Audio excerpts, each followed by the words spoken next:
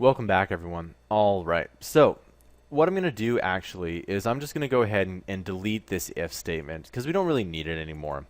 And I'll just go ahead and, yeah, everything works out good here. I'll just move this over.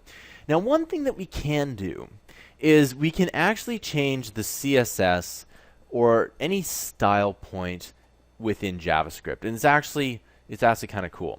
So what it is that technically you can do everything within this HTML file.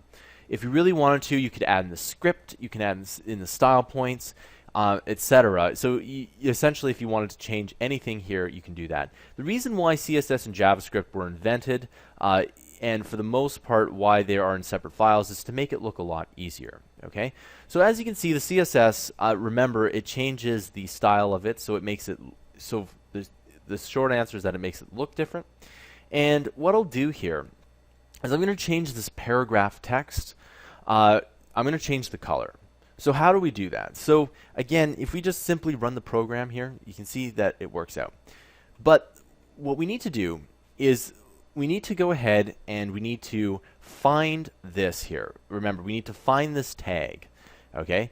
And in order to do that, we do document.get element by ID. Simple enough. And then, of course, which one are we getting? We're getting paragraph text. Okay.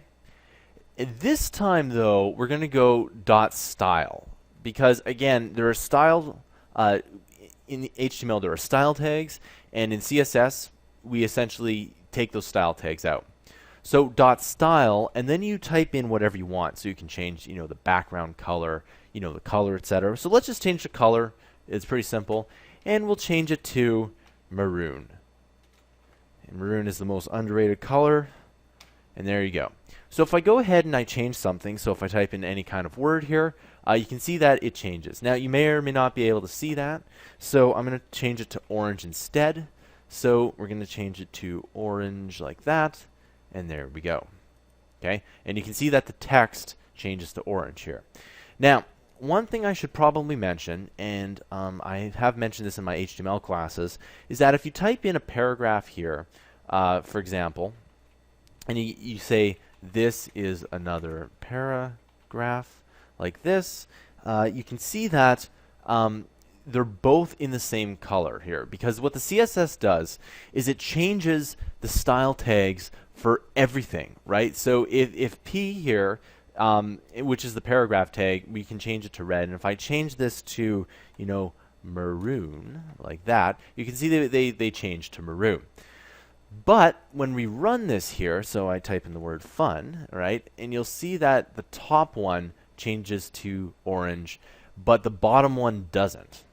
And why is that? Is because this one has the ID paragraph tag. Now, if I go ahead and copy this paragraph tag and move it down here, watch what happens. I change it to word fun, and you can see that here, this one doesn't change. It's because it already has an ID, right? It won't change because, again, it's already being referenced, okay?